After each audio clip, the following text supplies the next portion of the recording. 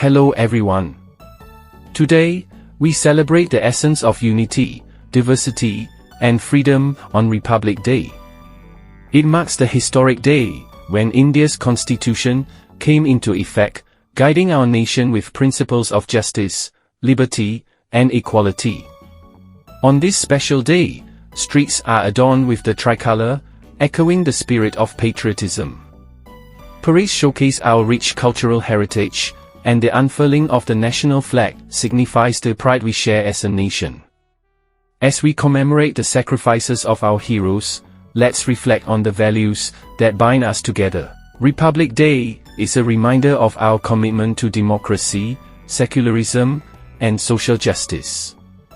Let's honor the past, celebrate the present, and look forward to a future where unity and progress go hand in hand. Happy Republic Day to one and all.